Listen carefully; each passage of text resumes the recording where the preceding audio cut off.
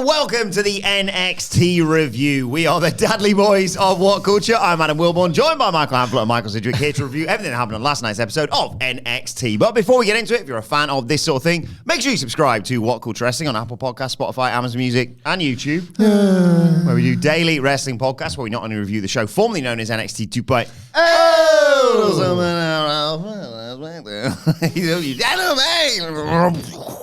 collision, pay-per-views, premium live events. We have interviews, roundtable discussions, and a roundup of the week complete. The very good quiz, of course, on WrestleCulture. As I said, they're joined by Hamflett and Sidgwick to review last night's NXT, a show probably not entirely across the board that was my favourite show of the year, but had some of my favourite moments of the year. Yes, NXT, to paraphrase Vince Russo, has a lot of standards and practices, which is to say that some of the matches, but the standards elsewhere are just through the roof. Yeah. As normal. I had a great time with this. It's a show I don't like. It is a show I don't like. Was I, in spite of myself, affected by one thing? Who knows? See, this is what I like. So people have tweeted me before saying, "Oh, why'd you get Sidge on the NXT show?" It's my job, dickhead. It's his job, but also I like it because imagine me and him untethered talking about SmackDown, Raw, and NXT. It's a good balance. This is what I like about it. Our listener base has different views reflected based on our different opinions each week. And also, it's like, nothing against you, but like when we can get something over from the Fed with you, it's like we've really made steps. Yeah. Actual standards. Yeah. Yes, exactly. Speaking of shows I don't like, I've asked this question before, definitely after this. It's at 3, but you're missing it. After your Dynamite preview. Wherever you get your podcasts from. I've forgotten again, because I wasn't on the podcast very often, what your Rampage funny one was. Well, the Rampage was one that we can't play because it gets taken off YouTube with Carly Rae Jepsen, but wasn't it also "This is Rampage, baby"? This is Rampage, baby. It's all familiar again now. Feel like of a completely different world. Oh, this God, is Rampage, baby. Better one, probably. And who knows? That was the only bit of Rampage that wasn't good for a bit. Was the my nose and eyes and ears are bleeding. Could you get back to the really interesting action, please? Yes. But who knows? Maybe there'll be a new AEW show coming around the corner. We'll talk about that. But yeah, which could be called. Which could be called. Oh,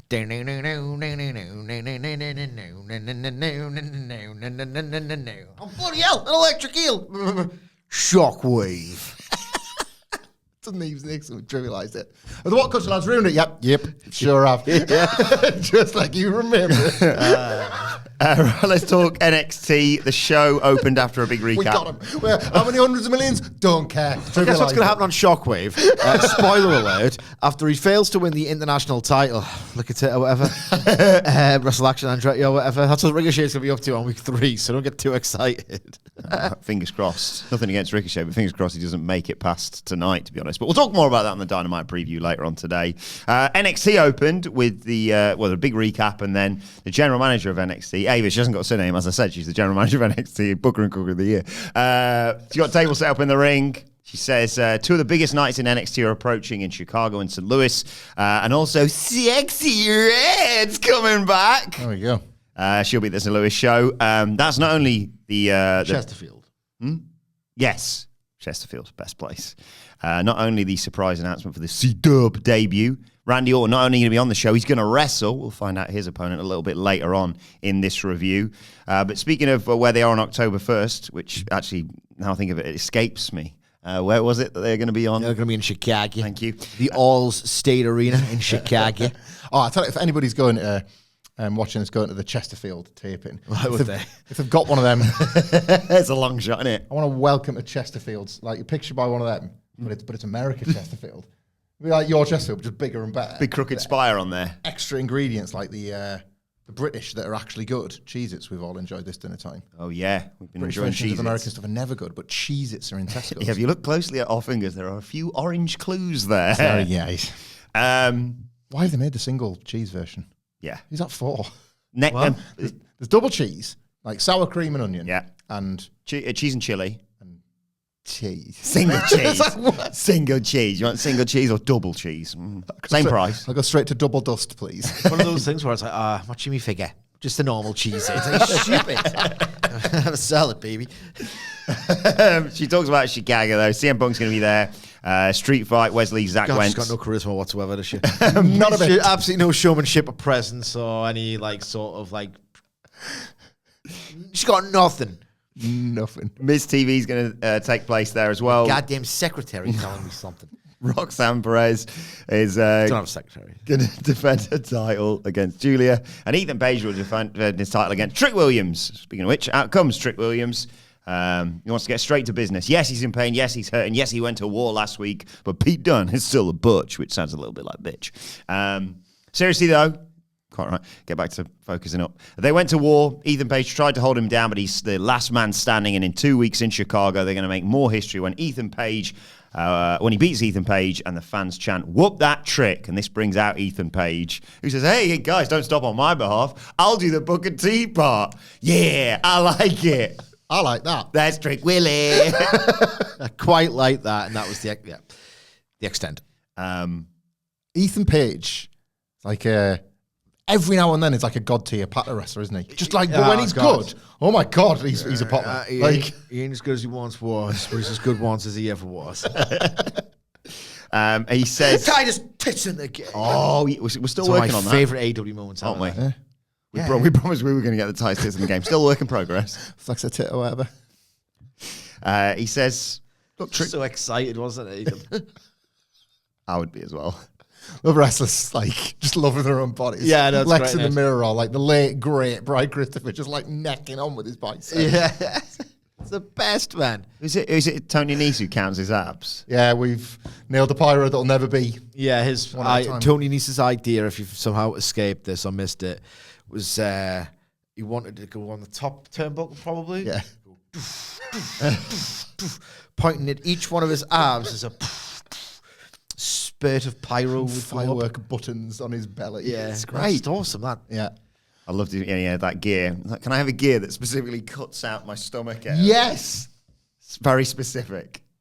But yeah, he says, Page does, Trick, you got every right to be confident, but I'm not Pete Dunne. I'm all ego Ethan Page. I'm your kryptonite. I've got the receipts, including the NXT title. Trick says Page has been running from him since he stole the title, but that ends on October 1st. Page says, "Stole the title?" He takes off his jacket. "I stole nothing. I earned it. I won it." What I remember is everyone's expression when the ref counted 1, 2, 3. Shock and surprise everywhere, including your face, Trick. "I stole nothing." It is an NXT match. Oh, "I stole nothing, and on October 1st, it'll be a look of disappointment in your face, Trick. You haven't got me figured out. The era of ego is not ending. It's not NXT, it's NXT me." Trick says, "No one likes the NXT me bit." Well, I'll correct you there. One person does. Trick says, actually, the fans are going to be chanting NX, and then Page attacks, puts Trick through the table, says he's not going to make it to Chicago, tells Ava this place is falling apart with you as general manager and book and cook of the year. Get your act together. He walks off, contract not signed. Oh, God damn it, man. Well, Is this your angle? Is it doing a second contract signing? Don't worry, we might get the admin sorted later on tonight. It's terrible. It's not good. we simply couldn't predict how this would turn out yesterday. I thought, well, guess there's no title match then. Yeah, it's probably off. No, I had one of my bullet points written already after this segment. Cancelled. Yeah. Huge changes to card. This has been right. I've not loved Ethan Page, world champion, brackets general, but the sequencing of it's been all right. The whole thing where he did so he comes in, attacks the metaphor from around. Ora Mensah just wants to kill him every single week. So there is constant pull aparts and people trying to get in the middle of it. Then, and this has kind of been Ethan Page, the theme of Ethan Page's time in NXT thus far, even though he's like kind of the polished, funny heel, is that he's a bit of a shit disturber. That's what happened. So there was the first thing with the metaphor and Ora Mensah. Then it fed quite seamlessly into the Joe Hendry thing, which was merely in their minds to help Joe Hendry. We'll see how that worked out. But the idea was give him a title program. Let's just see how this goes. And even that was such that Ego was trying to avoid it. So it's like, right, we need a special guest referee for that because he can reign when chaos reigns. Basically, he's a fraud. So then you've kind of managed to follow that all the way through to the point at which you've got this megastar situation for Chicago. It's not a bad little singular story of Ethan Page on NXT, but I really, really like Ethan Page, but sometimes wrestlers don't necessarily feel right in the spot, and I haven't really loved him as the champion on NXT. Maybe that puts over the belt. Maybe I actually care about the prestige of that belt, and he's just not quite there. But as a little singular story to get to the point where he's probably going to lose when there can be no more mess and interference. Punk in Chicago's the man in the middle. Trick gets the belt back. Not bad, all told. So mediocre. As I said, caveat. If I seem to think the person's half okay, I like to do a caveat. Yeah. I say something nice before saying something critical. He's a boy popper. Ethan Page has made me smile quite a lot. A nice person, from what little we're aware. Them with the stuff with Miller in Vegas. Yeah. Good egg. Good egg. His factory settings WWE, doing the most factory settings WWE stuff, is best underscored by the fact that they did 2 contract signings, essentially the same kind of angle on the same show. It's like, that's not a hook. It's not. The contract might get signed later. But so far, not really. I mean, this is bad, boring television. And it's not as if, like, the verbal joust was anything particularly great. That's NX, mate. It's the same crap I hear every single week. It's just AI-generated slop is what this is. Thank you very much. More on it later on. But we flash back to last Tuesday when Hammerstone, hired gun as he was, lost to Obafemi. Oh, boy. And then we go backstage. Hammerstone's recovering after the match. And Tony D walks up to him and says, "Oh, hey, man, listen to me. When I give you an envelope full of cash for a job, you got to take care of it." And Hammerstone says, "He's a beast. You of all people should know that." And Tony says, "Oh, I do. That's why I paid you. Listen, this is what you're going to do. You're going to go back to Ava. You're going to ask for a rematch. And this time you're going to take care of it." Hammerstone just goes, "No, I don't think I'm going to do that." "Oh, you're going to say no to me? You know what happens when people say no to me?" And Hammerstone says, "Well, why don't you're the Don. Why don't you take out Oba himself?" "Oh, okay, big mouth. Listen, I know I'm the Don. I paid you, and how about it instead of you taking out Oba, I take out you." More on that in a while. Hell of a story beat throughout this entire show. Unsurprisingly, I adored every element of it. I just love as well, like, Will Bourne, I've said this a million times. I'll probably say it a million more. Will Bourne is sometimes a distraction downstairs in the old office when the real work gets done and all the boring admin and such. Then you sometimes see him brow furrowed. And like there's a bit of a rule or an etiquette in the office where unless you've found something incredibly funny on Twitter or on YouTube or like something that's really going to make you smile or pop or whatever, or, you know, like a massive bit of news, just if someone's got the headphones in, you just don't talk to them because you know they're deep into like a groove or like they're just otherwise really busy. So like every I would say Tuesday or Wednesday, mainly Wednesdays and not many other days really, you see Will Bourne, headphones in, brow furrowed. He's just transcribing verbatim everything Tony D says on the show. 3 segments on this one. A lot of work. And that's why we're not recording at 11:30. Anyway, Ava's... So why we're doing both of the pods in the afternoon? Show long storyline with Tony D it is. Ava's not happy backstage with the contract signing going awry. Javon Evans and Cedric Alexander ahead of their tag match walk up. And Evans fancies a match on the C-Dub debut. Ava says she'll think about it. And he says, "That's not a no." Walks off. Boy, did this get paid off brilliantly later. Great, like a fantastic payoff. Cannot wait for that match. Don't like what they're doing with Javon Evans at all. Like, do not like this character one bit. Like, he honestly, he may as well be given the Axiom gimmick and just have a mask over his face and just go out there and do the coolest moves on the whole show. And then they won't come up with these reasons to make him this wacky arsehole in backstage segments because I hate it. It does not, to me, it doesn't link to the quality of his work. I get that he's so young that he would, but it's that. Sidge's drawn attention to this before. 20 is 5. Yeah. Like, yes. Like when you're in your 40s, you're allowed to be a 20-year-old wrestler. Yes. Like, it's a weird place, man. Yeah. Mad that he will still be 20 for WrestleMania 41. Yeah. Jeez. But yes, more on him in a while. Instead, we came to Tatum Paxley and Lara Valkyria, who did the entrance against Spooky Duo of Wendy Chu and Rosemary. Paxley and Rosemary start. Paxley backflips away from her, though, and brings in Lyra Valkyria, who comes in, drop toe hold, double elbow drop. They're working quite well as a team, despite issues, let's say, in the past. Chu came in, but she got caught by Tatum Paxley in a body scissors, and they do the rolling around spot. Double drop kick sends the demonic duo to the outside. That takes us to a break. When we come back, hot tag to Lyra Valkyria, who runs wild. Paxley gets caught, though, with a super belly-to-belly off the ropes by Wendy Chu. Then she gets speared by Rosemary. Looks like they've got the match won, but Paxley just gets a foot on the rope. Lyra Valkyria pulls Chu out of the ring to break up a double team attempt. Chu eats a spin kick from her. Paxley then hits her finisher on Rosemary in the ring, brings in Valkyria, who jumps off the top rope with a guillotine leg drop. 1, 2, 3. This wasn't an amazing match, but it was too good for its own good.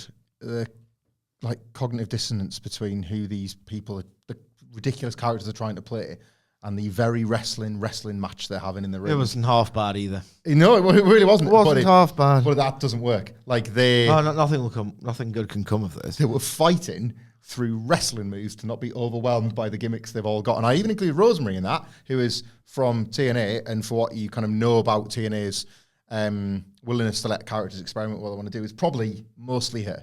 Like that seems like the kind of thing she has wanted to do for the longest time and has done it. Whereas it's a really cool idea. Be spooky. In NXT, it always feels like some of these character traits are just forced upon the wrestlers.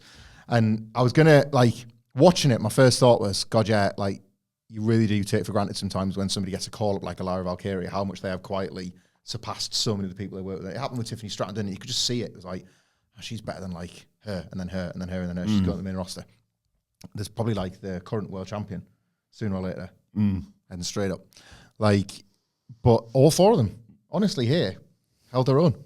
This, but what a stupid bunch of arseholes they all look doing the kiggly stuff. Apart from again, Lyra Valkyria, who seemed to know how to protect herself. She's been able to manage that. I'm kind of outgrown this place, and I'll come back and I help. But the rest of the three, they are trapped in spooky land. Yeah, I mean, if you look at the execution of the wrestling match, which is incongruous to the characters and who they are portraying, what even is it? Yeah, just such superficial bollocks. Like, are they? In what way are they unhinged? They follow the rules. They follow the rules. They don't go gouging out. I'm just how does a crazy person wrestle historically? They maraud throughout the entire arena floor. Someone's telling them what to do. They don't give they don't care. They don't care. They are carrying out around a weapon at will, sort of like throwing it around their heads. Who cares if it just knocks someone's eyes out? You've got no regard for anyone's safety. When they get in the ring, I know eventually it kind of calms down, but you set that tone first, ripping out people's hair, gouging out their eyes. They're just having a pretty, by NXT standards, That's what happens when you badmouth the spooky teams. That's it. Haunting the walls. Kiss my ass. Fell off, if people are wondering, audio podcast listeners. You do not wrestle a competent... Only in the NXT. By halfway snug and solid little suplex reversals by the monsters. Yeah, you know what I mean? It's absolutely stupid. Think about what you're doing. Think, McFly. They're like the character motivation or the character Bible or whatever for these must be, when you go to like a fancy dress shop and say, for example, like an Austin Powers all-in-one costume, they can't say Austin Powers. So it's like 70s British sex haver. It's broadly like Austin Powers adjacent, like they've gone to the costume shop. Ghost or something. Ghost or whatever. Just like a tit or whatever. Anything more detailed than that? Nah, you get it. you get it. Don't you? Oh, black lipstick. You get the gist. Yeah, you get the gist. Anything more to it? Nah, that's got what I need. The loaded pillow for £5 extra. We go back to medical with Trick Williams getting checked over there. Ava's just powerbomb through a table. Ava's essentially a powerbomb, a variation of a powerbomb. Ava says we get put through tables every week. We need to get this contract sorted. Trick says, I'll sign it. When I get in front of Paige, though, nothing's going to hold me back. 2 seconds. You keep talking. I need to do some calc, math, and trig. Well, I'll talk about another moment that I absolutely loved on this show. The NQCC. I think the answer's 156, but I just want to check. Are chatting in the back. They're happy to have Tavian, as we are, back. Charlie Dempsey Got a mustache now. He's happy to have him back too. And Tavian is excited. Sorry. There's 168 hours in a week. You've got 166 hours. This week alone is another week on top of that to get this contract signed. Oh, yeah. Wrestling is so stupid. She's probably got something super cool lined up for next week and doesn't want to have it. The Deftones or something. A new metal tour. Actually, you know what? You're not allowed to say that. And Deftones, they simply came up and toured with not fellow, but bands in the new metal scene. They weren't, there was certain stylistic overlap, but basically they were better. Could do a new version of the Back to School video and chase you. Also counts as him. That doesn't sound that bad. Doesn't it? In the new classroom that Rich Holland paid for before turning on the wall. That counts Lord, you love Deftones, man. Counts as you using the D word on the NXT podcast, by the way. So. Yeah. What? Deft ones. Said it 3 times. Tavian's excited. Michael Sidgwick on NXT stories. Quote, deft ones. Tavian's, it's like they do the reviews. This is an absolute... One of the best band names ever as well. Like a really bad movie, but they've like very heavily edited the review. The Guardian said, this is an absolute piece of great. 1 star repeated 4 times. So 4 stars probably.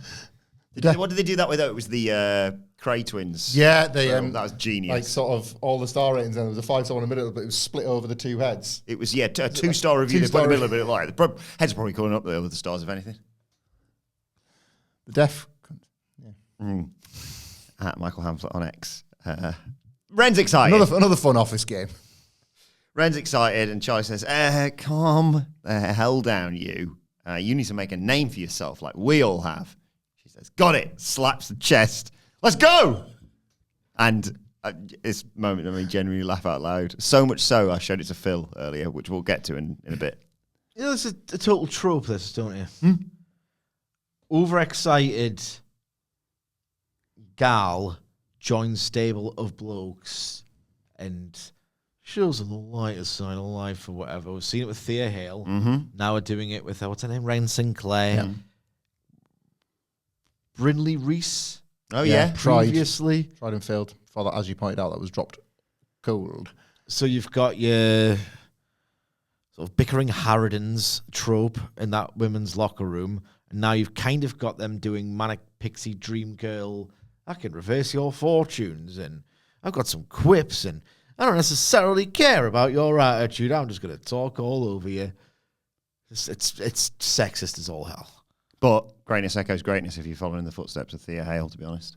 It did make me think that maybe as baby faces, if the Blackpool Combat Club had like a female that had lightened the mood a bit, I would have liked them more before. Like, that would have been a better direction. Genuinely, this is not doing a bit. Like, I love the Renki CC now. I think Ren Sinclair's shone in this role. As you point out, it is absolutely a trope. It's a copy of a copy of a copy. However, these boring bastards have become like one of the most entertaining parts of the show. I've seen that female comedian on TikTok who takes a piss out of the way women are written in movies and stuff. No. I can't remember her name, which is brilliant. There's like the most insufferable character you've ever seen in an indie film. And she's like, getting filmed on a TikTok. It's like, I don't care if it's raining. Embrace the rain. All this kind of stuff. It's absolutely like fantastic. It's like, oh God, I hate you, but that's because you're doing a great job. Nailed Get that. her doing NXT. Yeah. Sounds good. Right, let's get to the next stage of this experience for me. Tony D'Angelo in action against Hammerstone. Great match, obviously, back and forth early on. Tony's in control, obviously he is. But Hammerstone fights back, hits some shoulders in the corner, belly to belly. And that's enough for Tony D, who rolls to the outside and walks out. Yeah, sure to the surprise of everyone. I was shocked by this, to be fair. I still think this is a good story. I say this every week. I think it's an interesting story. You could the say Mafia Don is scared, and I think that's an interesting story. You could say it's a story that's almost worthy of an Academy Award-winning franchise. You agree? Mm-hmm. It's Rocky, isn't it? I'm afraid. That's Rocky. Yo, Adriana. I did it. Which one does he get afraid in Rocky? Is it 3? Not the first, I was going to say, not the first time Rocky 3's been referenced in wrestling. Somebody probably had to explain it to the punker. That's another rib. Another rave of the conspiracy. Stick it on the Punk test conspiracy. Yep, CM Punk famously hates Rocky. He famously hated the John Slash Moxley. has never seen it or understands any references from Yeah, it. I'm from Chicago. I don't go for that. I don't go for. All I'm saying is I don't go for that Philly. What if it's like the greatest film of all time about punk rocks and birds? Phil, it just happened to be said. Punk Rocky. What if it's the best film of all time? It's about punk rock, birds, and young kids listening to old people. And it's just set in Philadelphia. All I'm saying is I'm not watching that junk. Yes, More of a slap shot guy. It's Rocky 3. He covers up in the training with Apollo Creed. He says, "What's wrong with you?" I love that film. Is that your favourite of the Rockies? Yeah. Aye. It's Yeah, Rocky 3. I knew it was one of them. I'm afraid. Rocky's like the critically acclaimed one, like the quote unquote good film one. Forum's favourite is Rocky, but Rocky 3 I think makes the best of the like. Maybe like the full on Reagan's 80s. It's the 80s, Rocky Rares 4's Matears out the class air as well. With the Rocky 4's like a bit on the nose as like a political thing. Yes, but it's like, great. But like seeing Drago getting jacked, it's like the business. Rocky 3 and Rocky 4 is compared to Rocky 1 and Rocky 2. It's usually Hamlet who does this. There's proper fed analogies because Rocky 1 is like WWF. Yep. Sort of like it's a bit grimy and stuff. The most boring accounts on Twitter will be like, And you it need to is- understand why this is It's good. about like right? an Italian-American combat athlete in a dingy environment. And then as you go into the 80s and deep into the 80s, like, to be fair, like 88, it's probably peaked. Has it peaked? I don't know. Maybe it's just getting bigger and better. The main event with Basically- Hogan and Andre, they never get a number like that They again. never get a number like Thunder that Lips again. is in Rocky 3. But those muscles get shinier. You get the real sports gloss, and it just might not be bigger, but looks it. I like this as well because I sort of have a bit of a soft spot for Rocky 5, the new generation. his underling, that's and it's like this is bad for business. And then Rocky Balboa. Oh, wait a second. Oh my god. Bit of an Oh, Rocky Balboa. bit of Went an to see that at attitude uni, era. I remember. Yeah, bit of an attitude era favourite. It's like out of nowhere. It's like, hang on a minute. Like, is this kicking ass? Like, is the business back? And then it goes away for a bit. Creed franchise, new boom. Yeah, new boom, Paul Levesque era. Yeah. The 20 years between Rocky Balboa and one of the Creeds, where it was like, this franchise has gone to complete. It all checks out. It does. Rocky and Fred. Rocky and everybody do that much good. Which is why now all of a sudden Punk loves it. It's like, I said, probably- Rocky and the Fed. But yes, it's just funny how they do a big Rocky storyline the second that CM Punk, Rocky enthusiast, comes down to NXT and 2 weeks removed from him being in Chicago, of course. Obafemi's watching on a monitor saying he's broken. It's good stuff. It's Rocky 3, so yeah, I mean it's an acclaimed, enduring motion picture. So yeah, I mean it is good stuff. It is good stuff. Zach Wentz I'm afraid. suddenly pops up. He says, "I've got something to say." They show the footage, or he shows footage, I should say, of Trey Miguel getting jumped in a parking lot in Dayton, Ohio. Shawn Michaels is Mickey. Weathered out fella. Win, Tony, win. I'll do it, Sean. Wesley's the one who attacked Trey Miguel, slams the car door on his head and runs off. Zach says, "I don't know how long Trey's going to be out, but I know you're an absolute piece of garbage, Wes. I think of all those rides we took in that car together, and you're still bitter that I got my hand raised at no, merci. You deserve everything that's going to happen in Chicago. The things I put you in that street fight will be 10 times worse than the last match. It ends in Chicago. I'm looking forward to this." It's got any heat or juice, really, has it? Really approach This it. was bad. This is a bad promo. The story's fine. They have done an all right job A with the lot of Rascal story. exhaling through the nose and Yeah, stuff. fun. Like that fake intensity that gives me the ick. Exactly the same idea. I couldn't really watch it. It was We watched the thing that really gives you the ick yesterday. Oh, that Johnny Depp dancing, not Willy Wonka, Alice in Wonderland. they'll bloody love this. It's not just the dance in and of itself, which is appalling. It's all the other characters going. Yeah, do you think Anne Hathaway had to stand through that, or do you think they just went, "We'll just shoot a reaction shot now, you go"? All right, thanks, Anne. That's your what I word would for do it. if I was there. Yeah. Think about what you think it's going to be like and react to that. Yeah. Because it's not. Ava's in her office with the contract, and in comes Tyrese Halliburton, who says, "I know how this works. Give me the contract. I'll get it done, Ava." Stevie's there. Stevie's a bit skeptical, but the other person who... Oh my God, I popped so big for this.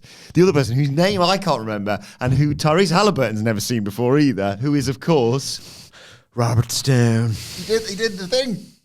He's vouched for Tyrese, and he takes the contract, and he says, I've no idea who the hell's that guy.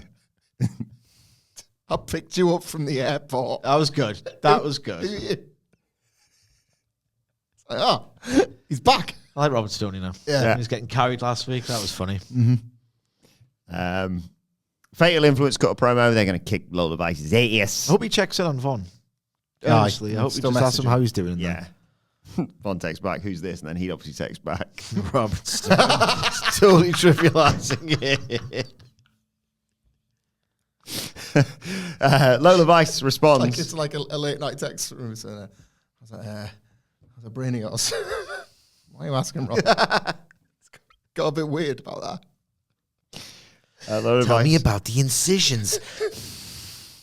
Where are the freaking X-rays? How deep was it? What was his boys called? Bash Brothers. Yeah. God, that scene where they went around for dinner and it was like everybody had never met before. They were trying to improvise a dinner scene. How do you do this? Von! And he's like, I don't know what to do. The Johnny Depp like filmed the scene separately, the actors together. She's a great cook, isn't she? Looks over there, the wife's on that side. What do you like, Vaughn? This was doesn't know where to put himself ever. I brought some food. You brought some food. Just said that one. Brownies. I miss him. I miss him, man. We That's all when miss NXT him. was Really miss actually him. good. Maybe that's what happened to me. The heart and soul. Yeah, it's of gone. NXT. Lola Vice responds to, she's warming up ahead of the match with JC Jane. Jada Parker says, I'm going to kick Fatal Influence's ass tonight. And Vice says, no, you can have him after I finish. Don't get involved. Yep. Eddie Thorpe versus Ashanti the Adonis next. Just a match. Ashanti brought a little flower and got a kiss on the way to the ring. Ladies man. Casanova. Ladies man. He jumps Eddie Thorpe at the bell, chokes him, but Thorpe fights back, kicks him in the face. Adonis comes back, though, does a tornado splash off the top turnbuckle to the floor. But when he gets Eddie Thorpe back in the ring, bloody Ashanti, stop concentrating on the women, because he obsesses with blowing a kiss to the fan that he got a kiss from earlier and gave a flower to. That allows Thorpe to Go and have sex, then wrestle. avoid the crossbody. We just crack one out. Thorpe putting implant. You know what I mean? It probably would help. You know what I mean? Says something out Mary. That's what they need to do. You are? They do this spot with Yeah, Something that's About like, you're Mary. right. Obviously, you're very horny. What's that? You got hair gel on? Or? You're very horny. Why don't you just crack one out and then you can, CM Punk comes out for the guest referee spot and he's just got the big bit of hair sticking up. just get your nut and then you can get down to business. Some of my very favourite characters in NXT, I mean this, are the ones where wrestling brings genuine inconvenience to their life. Oh, God, I know. I felt nothing for this, and I love their backstage interactions every week, like Eddie Thorpe and 40 chicks. And then it's like, oh, bloody hell, I gotta have a friggin' wrestling match now. I forgot that was my shoot job. Like, I love this nonsense outside of the ring, and then wrestling happens, and you're like, get to the last that you've given the flower to. Cost him. Implant DDT gets the The implant DDT gets the win because, oh, you love me now.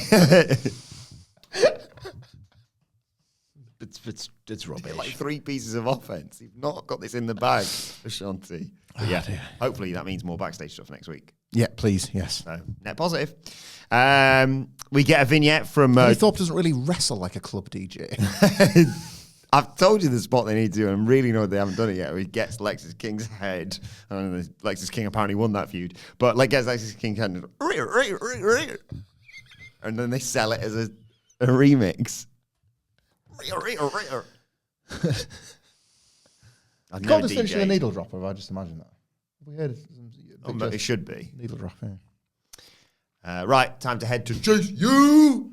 A very empty Chase You. There's only It's two not of like them an left. actual EDM term for the bit where it kicks in. Probably Drop. The drop, yeah. Just the drop then. Thea. But they don't care. Give it a toss. What is it this week, boss? DJ and a suplexes? Oh, I'm not sure yet. Thea Hale says Ridge gave him a wake-up call. They accept him in. They and Riley vouched for him. He didn't want to be the guy to sort of, he didn't want to be right about all this. They wanted to bring him in and be able to say to all the people who doubted Ridge, told you so. But unfortunately, that's what Riley's able to do now because of what happened. Thea says after Ridge destroyed Mr. Chase and Duke Bloody Hudson, he also broke her heart. They showed them who he really is, and Riley's going to get revenge by facing Ridge next week. Oh my God. Yeah. This is what you watch NXT for. Chase using just again, like, is Riley going to end up in Chase Hospital, or is he is Ridge going to, for the first time since Chase, I see you. That's what it's called now. Is Ridge going to show sympathy for the first time, and that's going to reveal that maybe he sees something in, you remind me of my son. If someone wants to take over Chase U, now's the time. Yeah. No one in charge. Indeed. Oh my God, that could be a game next Who week. would want to do that? Me.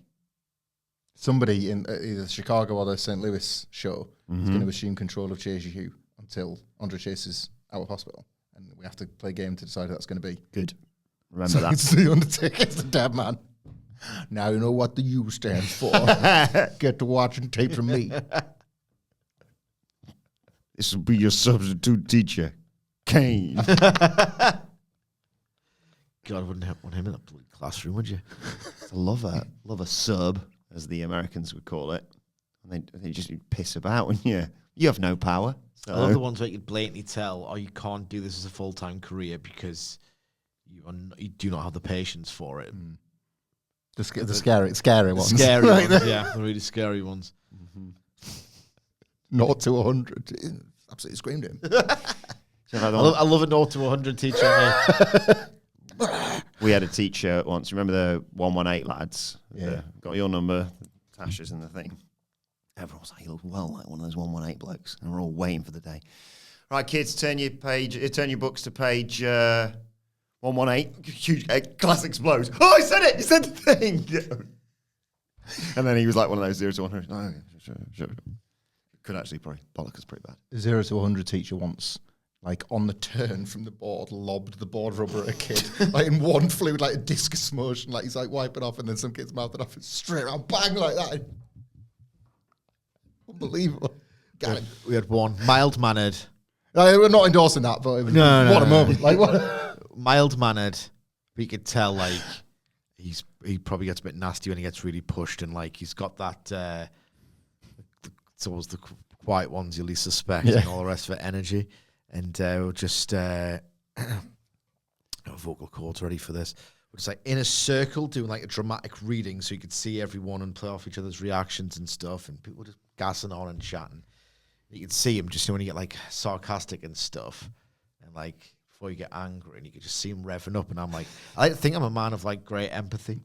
When when someone's in a mood or there's a vibration, I get alert to it, I can sense it. And I was thinking, he's gonna go crazy. He is. He does not look happy. He does not look happy. And he had this kind of like a jowly effect on his face, sort of like undercut what he was going for here.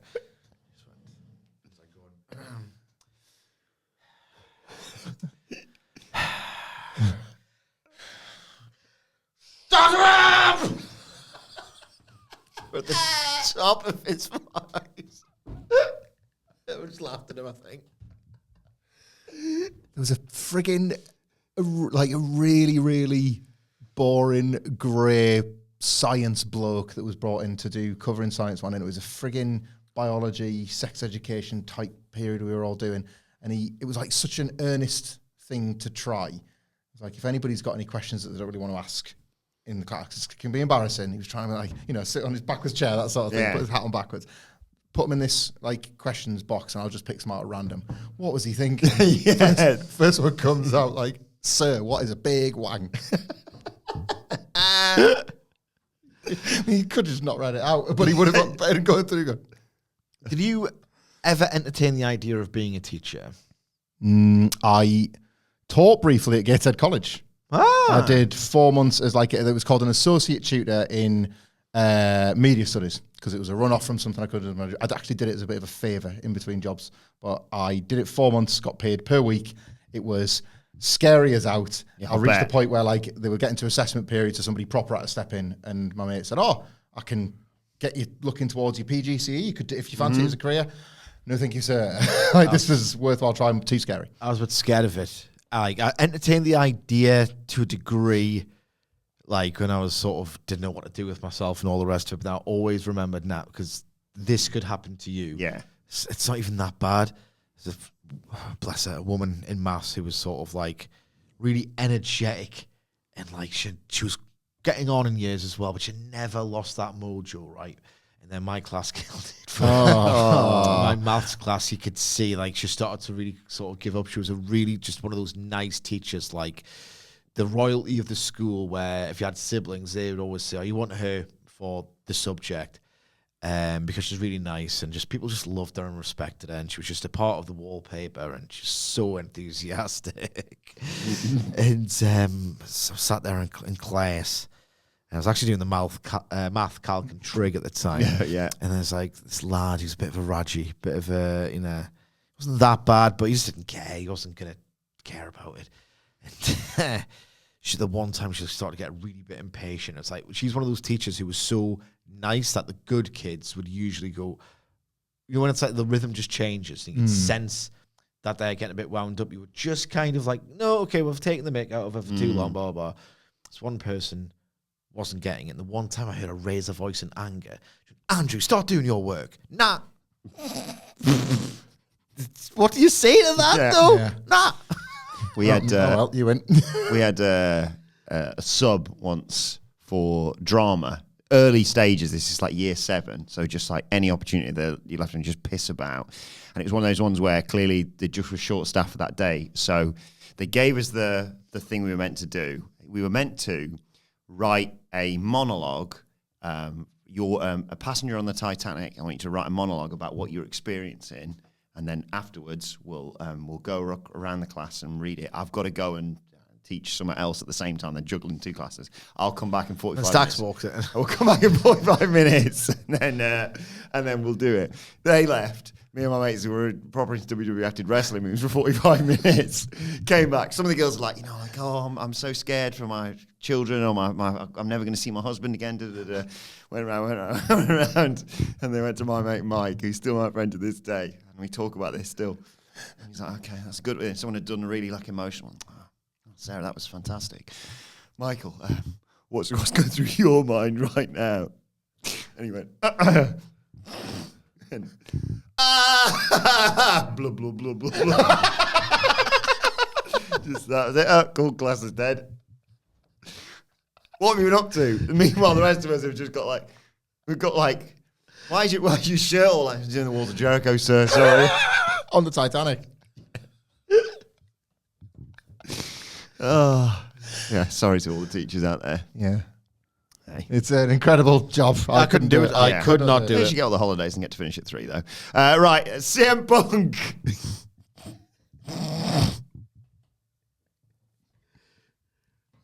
CM Punk comes out. Crowd loving it. So he's in a bit of a different mood as how he was. Speaking of like a substitute teacher. NXT's got me feeling a different kind of way. She's like the sub for Shawn Michaels. Teach that today. I'm kind of one of the cool teachers. Old man Sean, he ain't going to be here much longer. If I get anything to do with it. No, man, Mr. Punk, it's Phil. He says he's never been in this ring and surrounded by the NXT fanatics. It's pretty cool, all this. I may be straight edge, but I'm not afraid to bend the rules. Huh? He recognised a few of them because when he was rehabbing, he'd sneak in and watch some of the shows. Sneak in! Sit in the bleachers. We saw you, Chan. Yeah, you're probably under the big, like, what was it? Like the AC system or whatever that they're actually staring at. He says he enjoys watching the show, the superstars of the future, and a little bit of scouting. No, he doesn't. I love Fed Punk, mate. I love him talking like this. Such a lit. Oh, God. He says sometime in the future, maybe he'll butt heads with Like people. CM Establishment. Remember the first that one. the first like sort of 20 tweets of when he went back to WWE. Well, nobody will ever believe a thing he says again. First wrestling match. He says he's gonna maybe in the future butt heads with people like Lexis King. Compliments his beard. You know what's a bit of a law? When it was like, Punk is watching AEWs. No one even entertained. Like, no one was like, that means he's coming back. People were just like, oh, that's weird.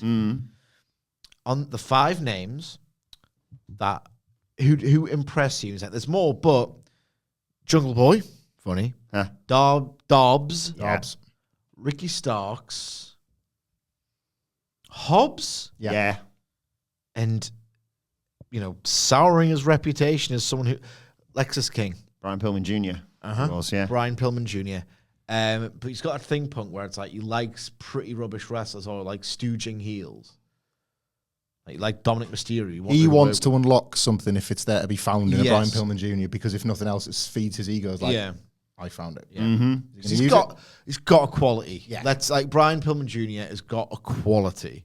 He hasn't got quality, he's got a quality to him where it's like, I hate you. He mentions Mello tearing it up on SmackDown, Ethan Page, and maybe not starting any rumors sooner or later. He'll be across the ring from Braun Breaker. We put that, I'm thinking that feud's penciled in. Yeah. And, oh my God. Oh my God. CM Punk building just simply one spear spot. One spear spot. The Punk are coming out with like the tape ribs. No, the Punk are coming out. Who's his favourite wrestler? Bret Hart. What did Bret Hart do to Goldberg? Oh, yeah. Oh my God. Preemptive. Says he was talking to Javon Evans before he came out. Said, I've got T-shirts older than you. He talked about his love for NXT. HBK calling him, talking about NXT on the C-Dub in his hometown. He begged Sean to be a part of it. Sean agreed, and then the reckless part of Sean said, kid, you can do whatever you want on the show. He's come up with something special, and before he can get to that, he's interrupted by Roxanne Perez. I thought it was lovely. What a fantastic moment for her. She comes down and says, sorry to interrupt. I'll let you get back to big announcements, probably about Julia and something. But 13-year-old me would be freaking out right now. I'm in the ring with my favorite wrestler.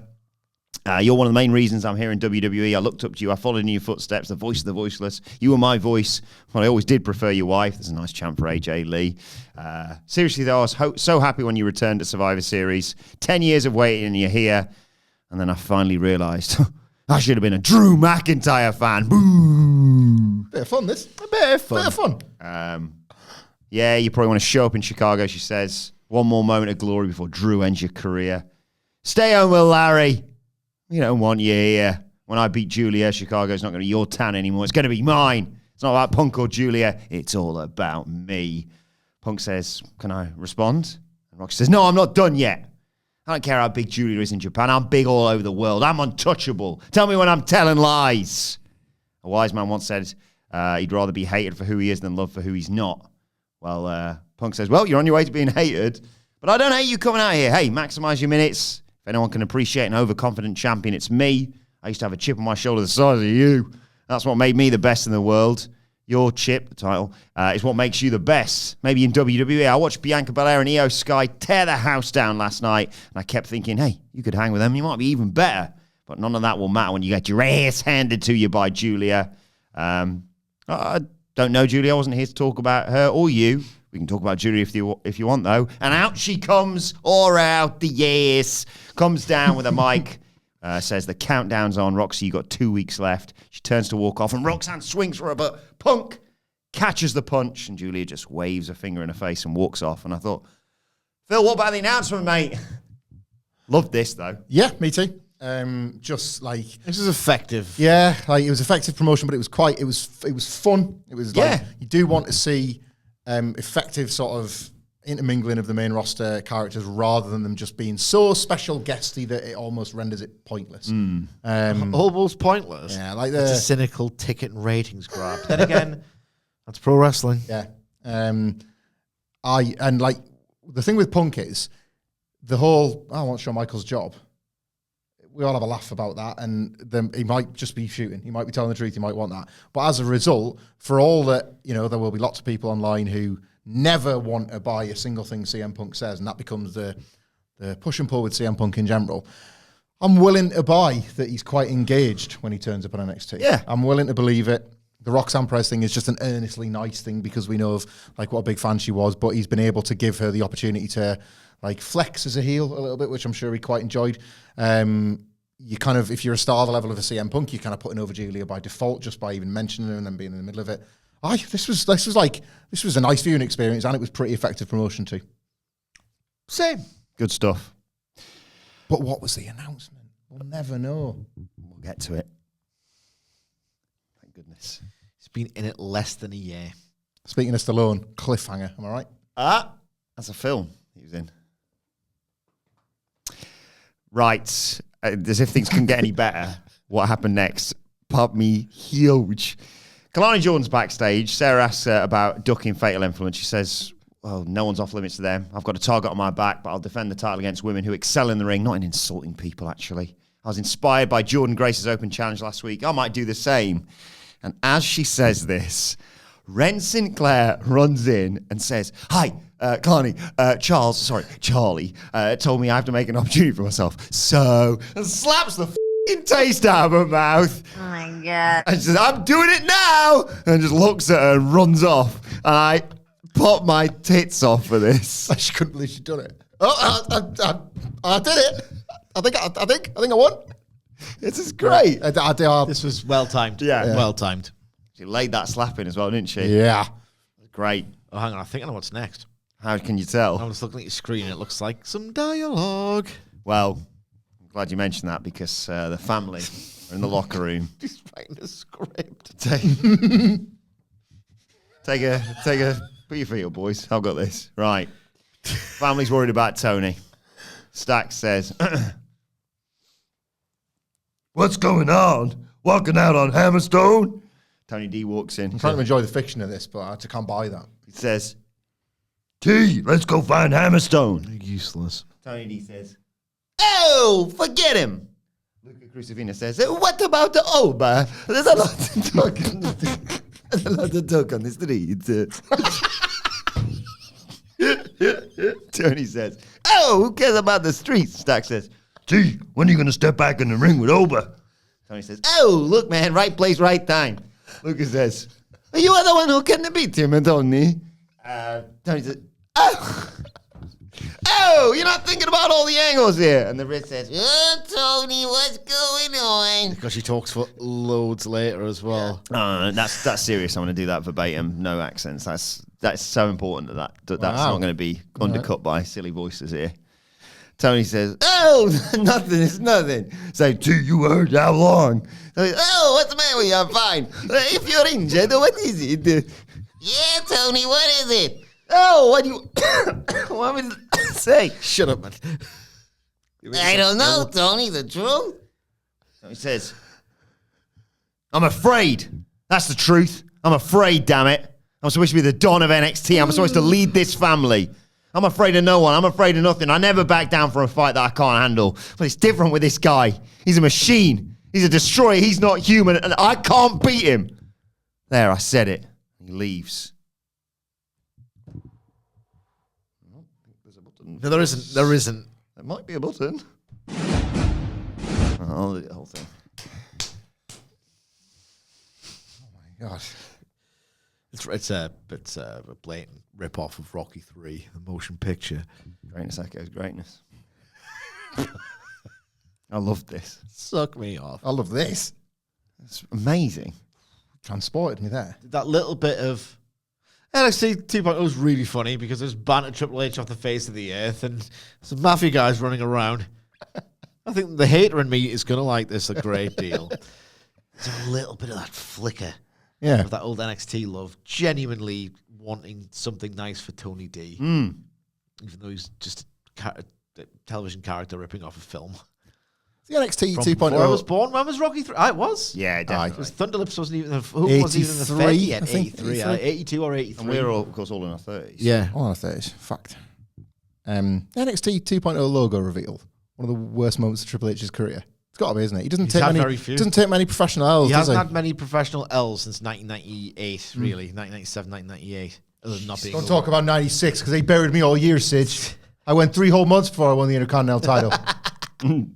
Rocky 3. Makes me sick to my stomach. Makes me sick to my stomach, GR. 82. 82. 82. I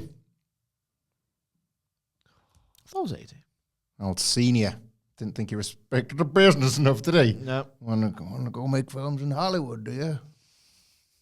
We gave you Freddie Blassie. 76, 79, 82, 85 for Rocky 4. And then Talkies will never last. Not like these territories. Junior, you go get my pencil and we'll show the Hulkster why one comes with an eraser. You'll never see that man in territory again. And that was the end of Terry Bollea. NQCC. You're not going to screw up all my relationships with the promoters, are you, Junior? No. Okay, then. Here's the company. 10 seconds later. NQCC versus Cedric Alexander and Javon Evans came next. NQCC represented here by Tavian Heights and Miles Bourne, Charlie Dempsey and Ren Sinclair are there at ringside. Evans drop-kicked Tavian out to the floor. Alexander went for a dive, but Ren Sinclair's there, so he stops himself. Javon Evans says, "No, I don't care about any of that." Javon Evans, in fact, I've not pressed this button for ages, says, "We're going to do it anyway." Ren's just going to have to move her ass out of the way. He's so good. Great. Not great yet, but he will be great. Yeah. Evans gets worked over as we come back from a break, but gets the hot tag to Cedric Alexander, who looked great in there. Michinoku driver. Bourne breaks up the pin. Cedric sends him outside, but Tavian takes his goddamn head off with a lariat. Bourne comes in, elevated DDT off Tavian's shoulders, gets a very good 2 count. But then out rushes Kalani Jordan, still recovering from that slap, attacks Ren to the back. That distracts everybody, of course, and allows Cedric Alexander to hit a lumbar check on Bourne, take out Tavian Heights, and Evans hits that spinning splash to get the 3.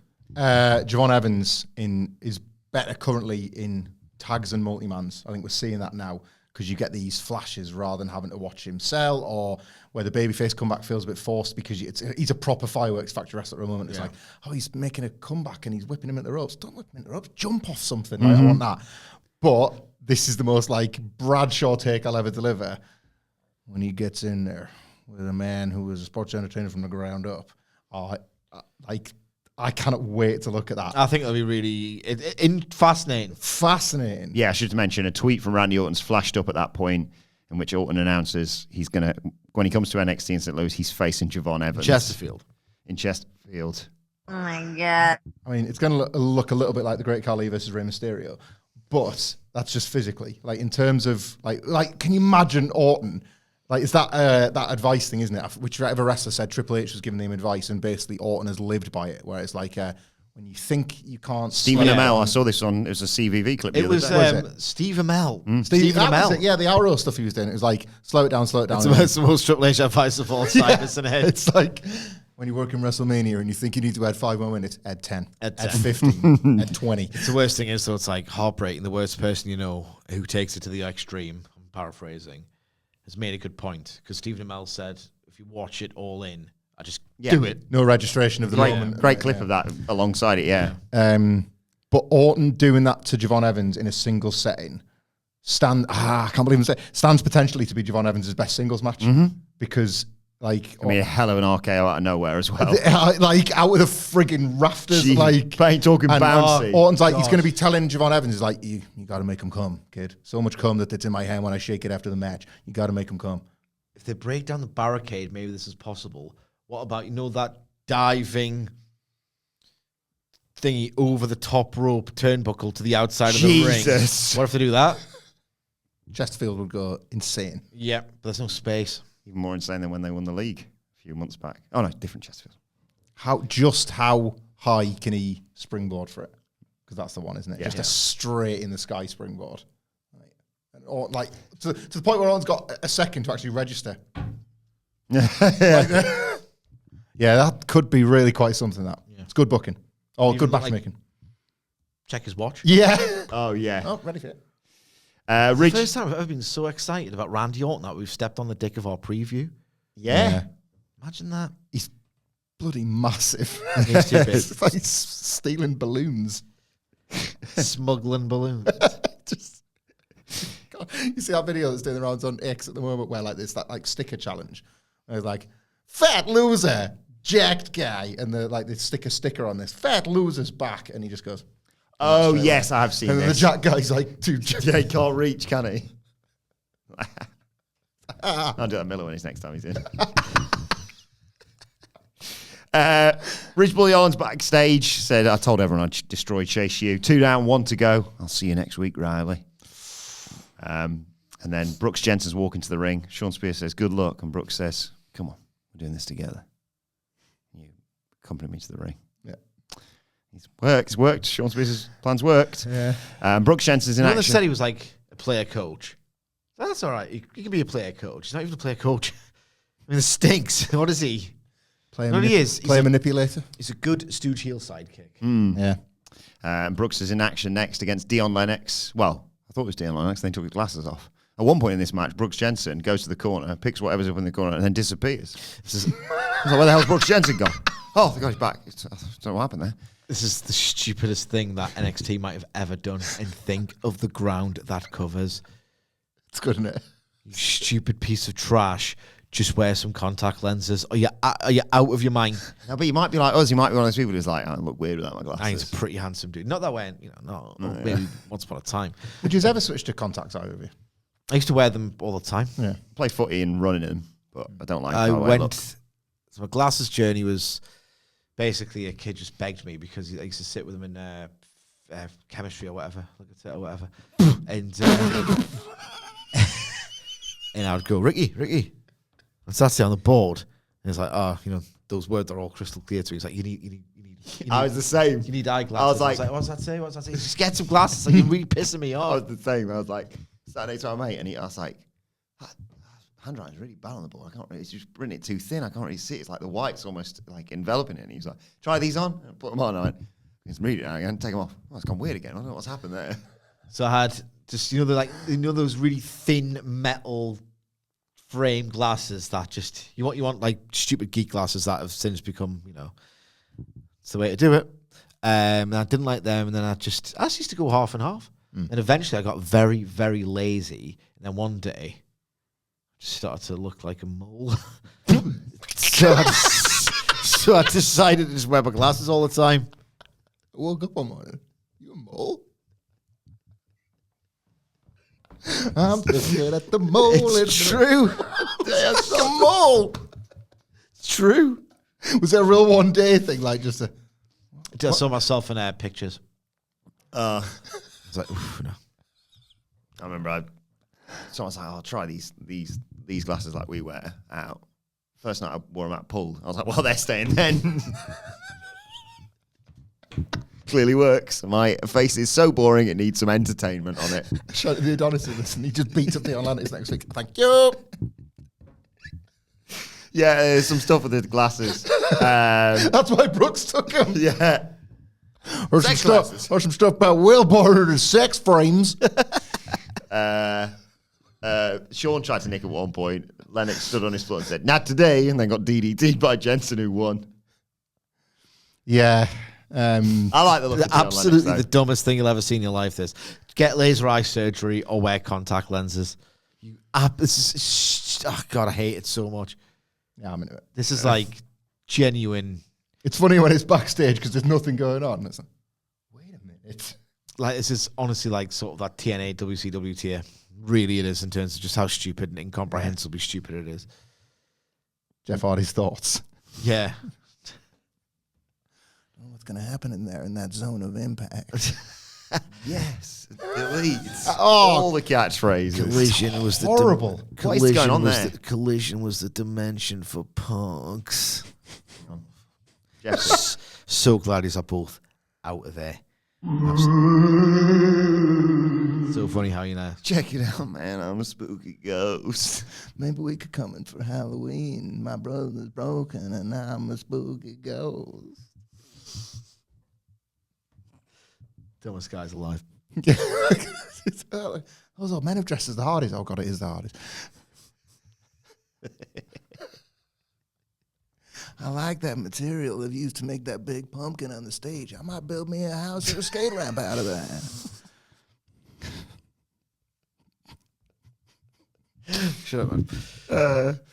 Wesley says, I know he gave you that footage, but I'm pissed off. So he's going to fight a security guard, presumably, at some point. Hank. Good point. I've been in this room too long. See you into Chicago. Yeah. He says. And then Dan Ander announces their challenge for the tag titles on October 8th. Fair enough. You greatly entertained me about A-Town Down Under in the office last week. Oh, yeah. Not to be repeated. No. Too much work for myself with the effing and jeffing. But Do it after the show. what was the reference point? You got no mates. That was it. It was about A-Town Down Under.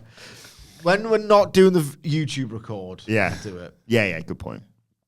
Lola Vice versus JC Jane came next. But Fatal Influence are out there and completely failed in their interference.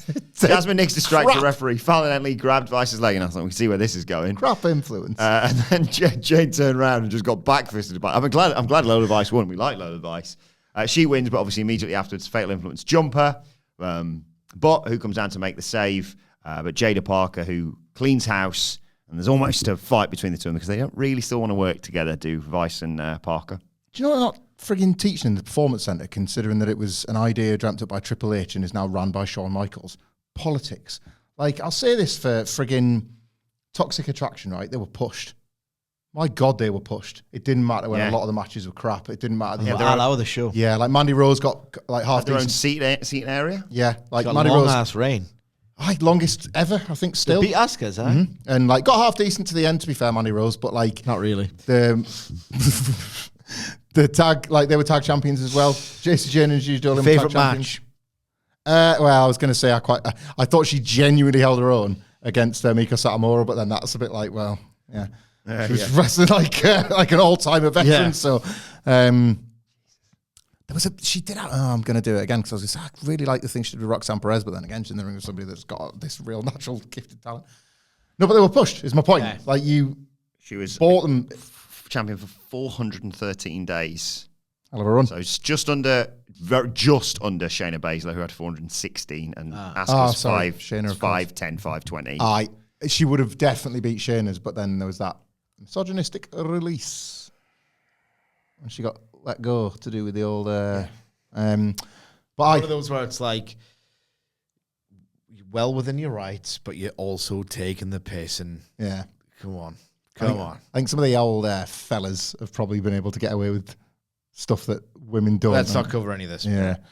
But they were pushed, and Fatal Influence lose all the time.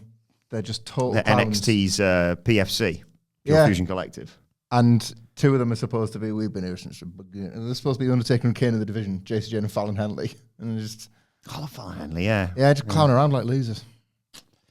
They're wasting my investment rather than rewarding it. But I did do the, was it the math? Calc and Trig. And I went, well, there's 3 of Fatal Influence. And if they can get on the same page, Lola Vice and Jada Parker, that's only 2. So if only there could be a third, I don't know, maybe a main roster star. It's clearly going to come down, probably on October 8th. And it's Natalia. Not be. Will be. She's got a lot of Valkyrie stuff to worry about. She's got Laura on NXT, though. She can even make friends with Lola Vice and say, I know someone who took me to my limit. Natalia. No, thank you. Tony D is just hanging out by the practice rings. And Adriana walks up for a chat and says, I'm afraid too, she says.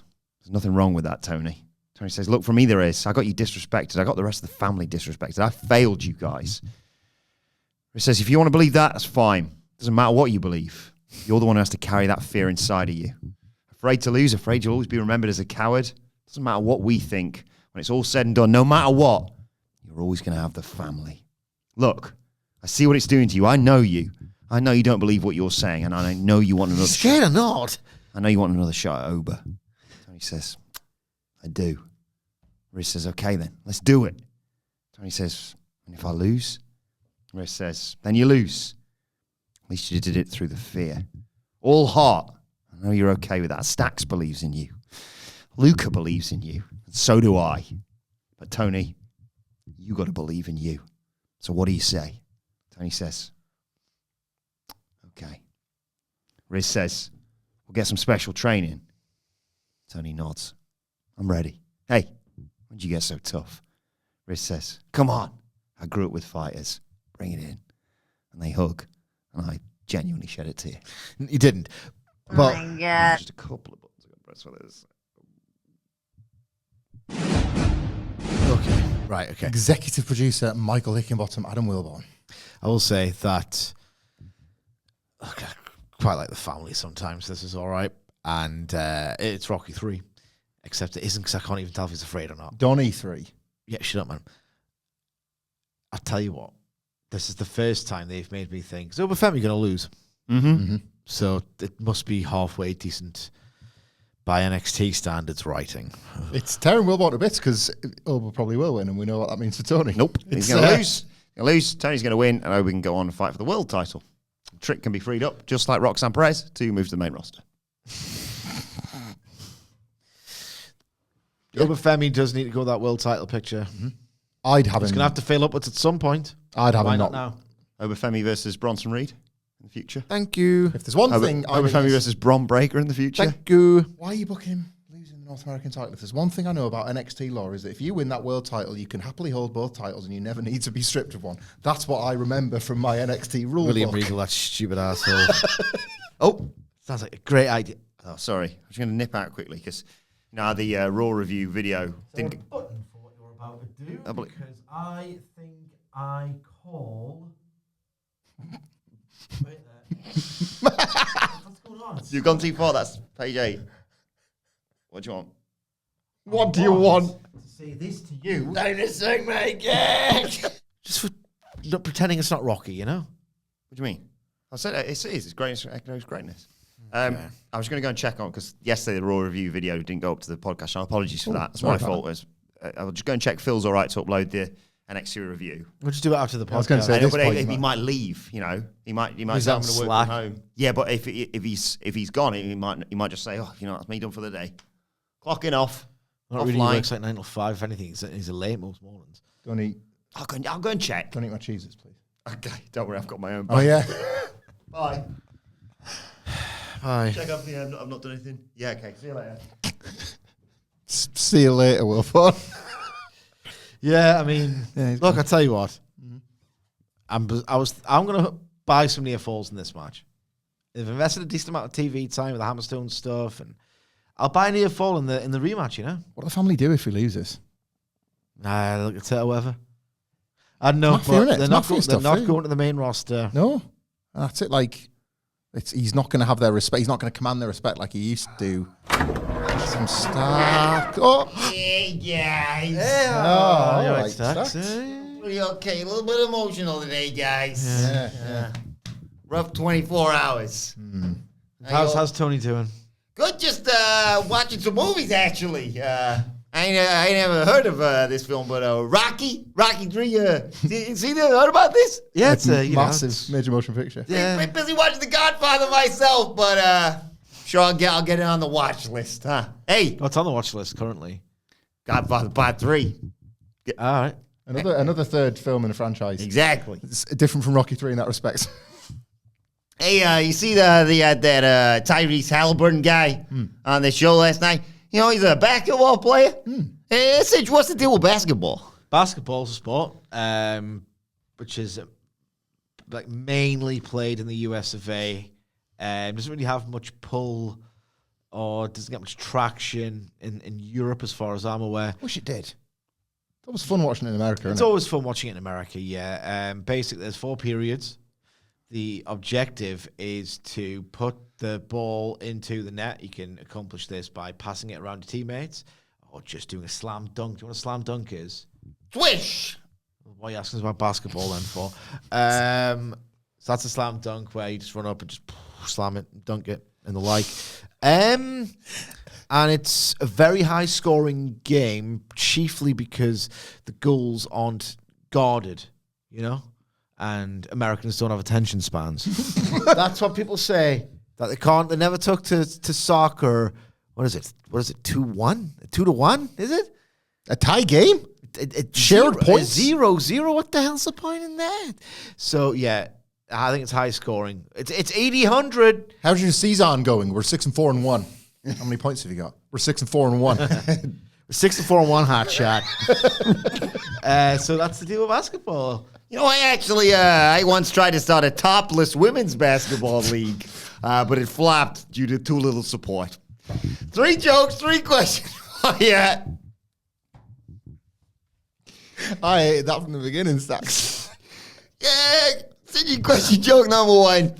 Why do I always feel like a basketball player when I take a whiz? Huh? Because you're dribbling.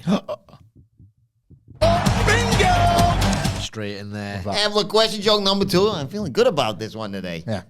Why was Cinderella kicked off the basketball team, huh? Right, so she couldn't go to the... Because she couldn't play ball. Couldn't get to the ball. She couldn't get to the ball. Because Wait, there's got to be a different way of phrasing it. So in Cinderella, you will go to the ball. But she... Why didn't she make the basketball team? Why was she kicked off the basketball team? Because she kept... So she left the ball at midnight, didn't she? Something about leaving the ball. Because she would always leave the ball. She would always leave the ball. Because Stacks... Nah. I'm giving it away now. Because she would always leave the ball. Not quite. I give it you, but I feel like you two don't want to accept it. Why was Cinderella kicked off the basketball team? Because she kept running away from the ball. I don't want the point. No, I don't want the point. Simply point. Well, maybe you'll get this one. As always, great to tell the kids. Even the intro joke. Knock yourself out with that one. How is my sex life like basketball? That's my sex life like basketball. It's mostly he uses his right hand and gets caught in possession. We could do that one, yeah. Traveling. Anything. Buzzer beater. Buzzer beater. I love that's a thing. That's like we need more of that. Feel like it's one of those. Write that down. Because I'm and I think it's a three clause punchline. This. Yeah. How's my old sex life? A lot like basketball. Most of the action's in my right hand. I don't know. No, not sure. How is my sex life like basketball? I don't play a lot of basketball. And also,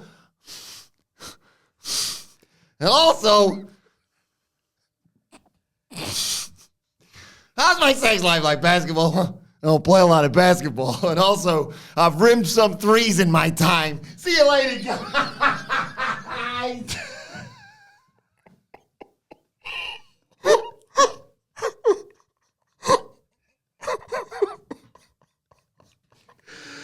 Oh God, that's not funny, man. It's just it's crude, very crude, very crude. Bye, Stacks. Yeah, it feels all good to sell the podcast out there, yeah. Line up your Cheez-Its. Yeah, but it is. Main event time. Oh, brilliant. What timing? Tyrese Halliburton, he's a basketball player. Tyrese Halliburton is in the ring. Stacks was talking about basketball. Whoa, what? Just now. What are the chances? Whoa. Oh, son.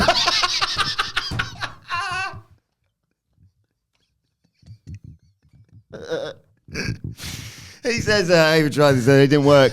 But I'm here, make sure Page and Trick signed the contracts. He had all the teammates at ringside, which was nice. But the fans booed them. And he says, I'd boo them too if I had to be an Orlando Magic fan. Pete Rose Performance Center here.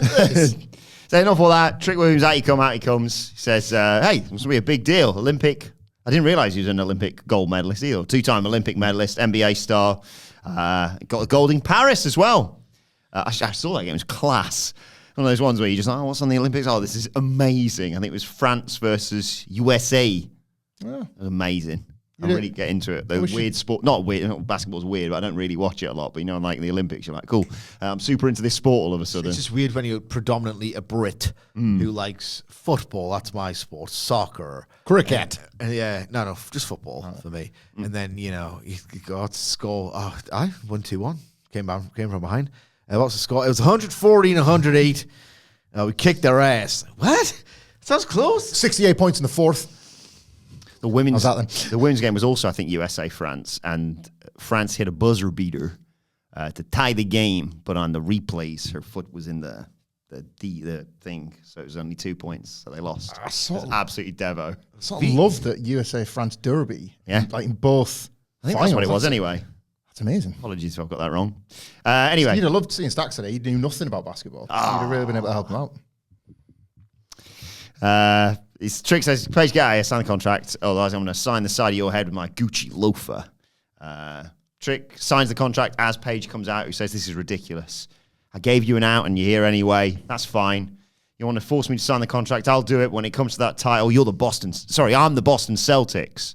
They won the title, I believe, last season. And when I beat Trick in Chicago, you'll be the Indiana Pacers and every other NBA team watching me carry the title. Did you get it? Paige signs the contract.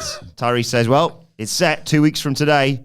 Tyrese says it's time to whoop that Trick, but also hit the music. CM Punk's music hits. He forgot to make that announcement earlier. He comes. He thanks Tyrese, thanks the fans. Says, earlier I was rudely interrupted by what I can only assume will be a soon-to-be former NXT Women's Champion. But this is one I want to talk about. Two very different men with two very different visions. This match needs something special. And the fans chant, referee, referee. Punk says, people have spoken. This match needs a guest referee, and I am that man. The only rule is that you listen to the official, and that's me. And since I am the official, you can start fighting right now. And they do. Didn't the last big NXT main event have a special guest referee? Yeah, that's what I'm saying. Like, it's sort of been the Ethan Page formula thus far. How he won the title.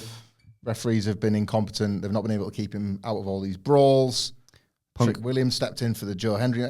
I quite like this. Stupid. The Punk shot where he's just smiling as those two are just waving on each other before officials come in to break it up. That was the closing bit of the show.